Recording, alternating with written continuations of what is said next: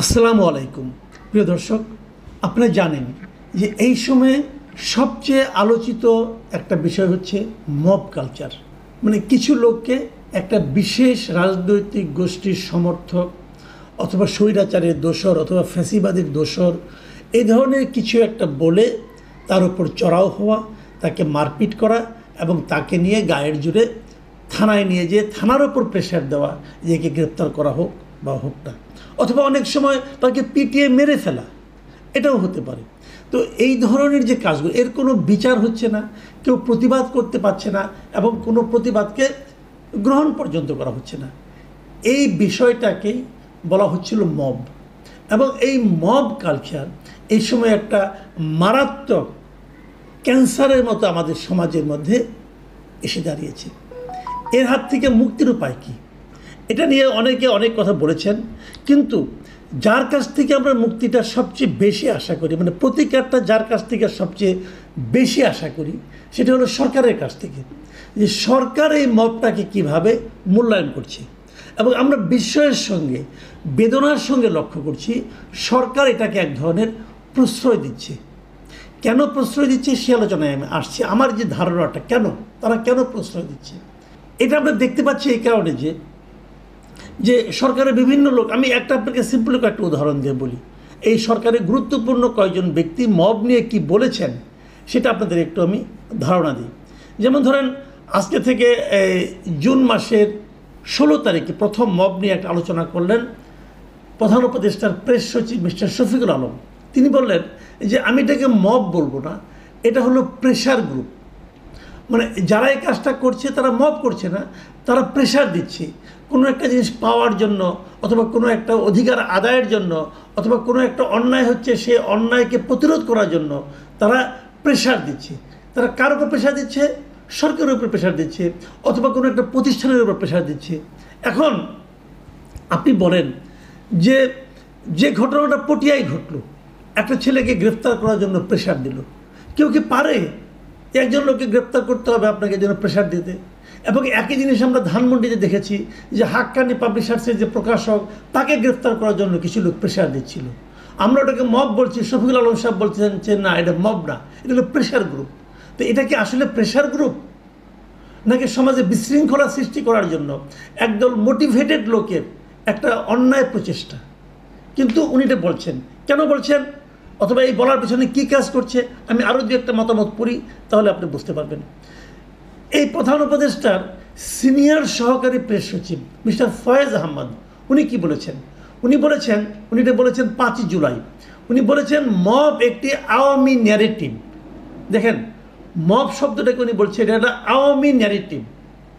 কখনো কখনো প্রতিবাদকে মব বলা হচ্ছে, আবার কখনো কখনো ছোটোখাটো সংঘাতকেও মব বলা হচ্ছে। সব কিছুকে এভাবে মব বলা ব্যক্তিদের অধিকাংশই সফট আওয়ামী লীগার।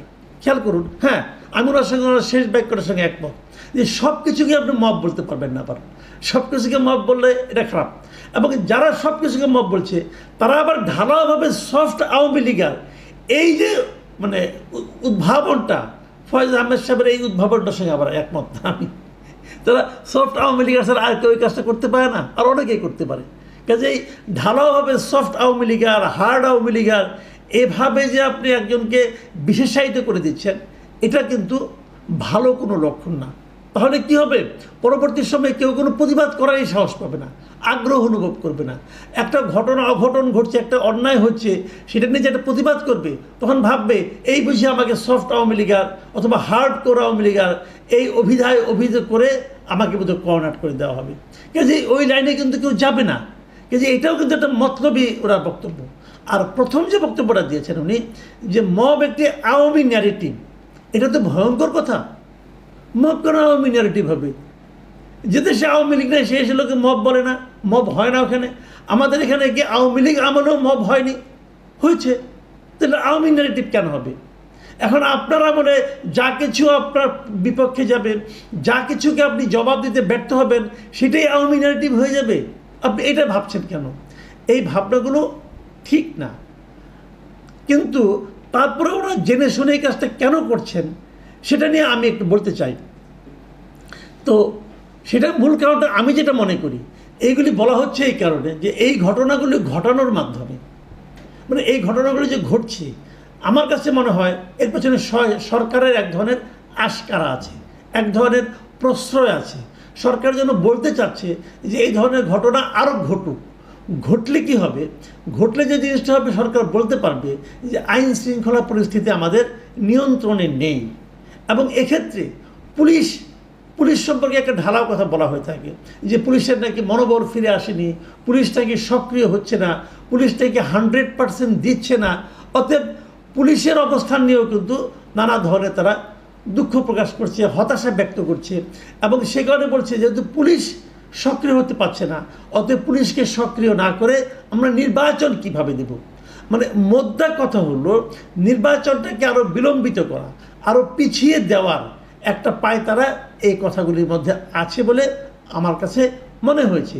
যে কারণেই তারা এভাবে মবকেই বরং প্রতিহত করার পরিবর্তে গ্লোরিফাই করার চেষ্টা করছেন। আমি আরেকটা মব নিয়ে কথাটা বলি। এইটা নিয়ে বলেছেন আমাদের উপদেষ্টা, তথ্য উপদেষ্টা মিস্টার মাহফুজ আলম। উনি কি বলেছেন শুনুন আপনারা। উনি বলেছেন বাংলাদেশে প্রথম মব ভায়োলেন্স হয়েছিল বিহারি জনগোষ্ঠীর উপর, মানে উনি মুক্তিযুদ্ধের কথা বলতেছেন। তারপরে মব হয়েছে ছাত্র ও তরুণ মুক্তিযোদ্ধা, অথচ মুজিববাদ বিরোধীদের উপর। বাংলাদেশের প্রতিষ্ঠিত রাজনৈতিক দলগুলোর সরাসরি ইন্ধনে গত 53 বছর মব হয়েছে ধর্মীয় সংখ্যালঘুদের উপর। মবের ডেফিনিশন স্ট্রেচ করলে তথাকথিত জনতার আদালত, জনতার মঞ্চ, 96, 28 অক্টোবর, শাহবাগ সবই মব জাস্টিস, মব ভায়োলেন্স। মানে উনি মব ভায়োলেন্সকে এত দূর ছড়িয়ে দিয়েছেন যে এটা নিয়ে আসলে কথা বলতে গেলে না একটা অনুষ্ঠানই করা লাগে। মানে এই ভদ্রলোক মাঝে মাঝে খুব ভালো কথা বলেন, আমার কাছে ওনাকে পছন্দ হয় এই কারণে কি উনি কিছু মৌলিক কথাবার্তা বলেন যেগুলো আগে কেউ বলেনি, উনি বলেন। এটা ভালো, ওনার পড়াশোনার একটা আগ্রহ আছে এটা আমি মনে করি। কিন্তু আগ্রহ থাকা এক জিনিস আর পড়াশোনার ডেপথ থাকা আরেক জিনিস। উনি কার সঙ্গে কাকে মিলিয়ে ফেলছেন এটা আমার কাছে ক্লিয়ার না। 28 অক্টোবর কী হয়েছিল ভাই? ওটাকে মব হয়েছিল। 28 অক্টোবর ঢাকা শহরে বিএনপির যে মহাসমাবেশ, সেটা কি মব ছিল? ওটাকে যে ভেঙে দেওয়া হলো সেটাও কি মব ছিল? ওটা সরকার ভেঙে দিয়েছে, মব টব কিছু না এখানে। আবার শাহবাগটাকে নানাভাবে বিশ্লেষণ করা হয়। হ্যাঁ, শাহবাগ নিয়ে অনেক আলোচনা হতে পারে, সমালোচনা হতে পারে, কোনো সমস্যা নেই, সেটাও মব জাস্টিস, সেটাও মব ভায়োলেন্স। জনতার আদালত যেটা ছিল, জনতার আদালত কোনটা ছিল আপনাদের নিশ্চয়ই মনে আছে, যে জাহানারা ইমামের নেতৃত্বে একটা আদালত হয়েছিল, গণ আদালত বলা হয়, এটাকে বলা হয়েছিল যে যুদ্ধ অপরাধীদের বিচারের জন্য। সেটাকে উনি বলছেন মব ভায়োলেন্স। জনতার মঞ্চ সেটাকেও বলছেন মব ভায়োলেন্স। এবং বিহারিদের উপর মব ভায়োলেন্স হয়েছিল, এটা ভাই আমার কাছে ক্লিয়ার না। মুক্তিযুদ্ধের সময় উনি কোথায় ছিলেন, কীভাবে ছিলেন, তখন জন্মই হয়নি। তো বিহারিদের উপর কী মব ভায়োলেন্স হয়েছিল? তাহলে পাকিস্তানিরা যে আমাদের উপর, ওটা একটু যুদ্ধ, একটা কথা মাথায় রাখতে হবে, একটা যুদ্ধকালীন সময়ের অনেক কিছুকেই কিন্তু আপনি এই মব ভায়োলেন্স কিন্তু কোনো যুদ্ধকালীন সময়ের কোনো ঘটনা না, এটা মাথায় রাখতে হবে ভাই। মব ভায়োলেন্সের শান্তিপূর্ণ সময়, যখন আইন শৃঙ্খলা দেশে বিরাজ থাকে তখন হয় মব ভায়োলেন্স। কাজেই আইন শৃঙ্খলার মতো থাকে, বাট তারা এই ধরনের ভায়োলেন্সকে প্রতিহত করে না, এটা হলো মব ভায়োলেন্স। আমি এই আলোচনাটা সংক্ষিপ্ত করি, আলাপ করলে অনেক করা যায়, এত আলাপ করে লাভ নেই। একটা কথা মাথায় রাখবেন আপনারা, সেই জিনিসটা হলো কি, অনেকে হয়তো ভাবছেন যে মবটা সরকার একভাবে প্রশ্রয় দিচ্ছে কারণ তারা নির্বাচনটাকে বিলম্বিত করতে চায়। এটা হতে পারে, আমি তাতে অস্বাভাবিক মানে এই ধরনের ঘটনা ঘটছেই না একদম আমি তা বলছি না। আবার কেউ বলতে পারেন যে কোনো পলিটিক্যাল পার্টি যারা ভাবছে এই মুহূর্তে ইলেকশন করলে তারা বেশি একটা আসন পাবে না, তারা মবটাকে অজুহাত হিসেবে উপস্থাপন করে নির্বাচনটাকে পিছিয়ে দিতে চায়। যেমন জামাতের আমির ওই দিন পাটগ্রামের উদাহরণ দিয়ে বললেন এই অবস্থাতে নির্বাচন হওয়া সম্ভব না, এটাও হতে পারে। কিন্তু একটা আবার বিপরীত দিকে আরেকটা কথা বলি, এই যে প্রক্রিয়াটা, এই যে প্রসেসটা, যে মবের অজুহাতে নির্বাচনটাকে পিছিয়ে দেওয়া, মব হচ্ছে বলে আন্দোলন, মানে আপনার বলা যে মবের কারণে দেশে নির্বাচনের অনুকূল পরিবেশ নেই, এই যে বিষয়গুলো, এগুলো কিন্তু একটা রিস্ক আছে। এটা অনেকটা ওই আগুন নিয়ে খেলার মতো অবস্থা। আগুন নিয়ে খেলতে গেলে কিন্তু ওই আগুনের স্ফুলিঙ্গ আপনাকেও পুড়িয়ে দিতে পারে, এই জিনিসটা মাথায় রেখেন আপনারা। কারণটা কি আপনারা মাথায় রাখবেন, মনে রাখবেন, আর্মি কিন্তু একটা বিষয়ে, আমাদের সেনাবাহিনী কিন্তু একটা বিষয়ে খুব দৃঢ়ভাবে প্রতিবাদ করেছিল, সেটা হলো মব। তারা বলেছিল তারা কোনো অবস্থাতে মব হতে দেবে না, মব ভায়োলেন্স হতে দেবে না। তারপরে যদি মব এভাবে চলতে থাকে, সেটাকে আর্মি কীভাবে রিয়্যাক্ট করবে একটু প্লিজ মাথায় রাখবেন। কারণ পরবর্তী সময়ে কিন্তু বলতে পারবেন যে এটা তো আর্মির করা কাজ না। হ্যাঁ, আর্মির তো অনেক কিছুই কাজ না। গত বছর অগাস্টে মানে আপনার যে ছাত্র জনতার যে আন্দোলন ছিল, সেই গণ আন্দোলনে আর্মির কী ভূমিকা ছিল? আর্মি কি তখন শেখ হাসিনাকে সাপোর্ট করেছিল? কিন্তু আইন অনুযায়ী আর্মি শেখ হাসিনাকে সাপোর্ট করার কথা ছিল। আর্মি কিন্তু করেনি, আর্মি জনতার সঙ্গে ছিল। এখন মবের কারণে যদি এদেশের সাধারণ মানুষ বিপর্যস্ত হয়ে পড়ে, সাধারণ মানুষের জীবনযাপন যদি অস্থিরতায় ভরে যায়, অনিশ্চয়তায় ভরে যায়, তখন যদি আর্মি কোনো ভূমিকা রাখে এবং সেটাকে যদি তখন আপনারা কীভাবে অভিহিত করবেন? যারা মব নিয়ে খেলছেন এখন, তাদের জন্য কি সেটা কোনো সুখকর পরিণতি ডেকে আনবে? আমি তাদেরকে একটু সতর্ক করতে চাই। আমি আর এটা নিয়ে ডিটেল কিছু বললাম না। আমি মনে করি বুদ্ধিমানের জন্য ইশারাই কাফি। মাথায় রেখে অগ্রসর হন।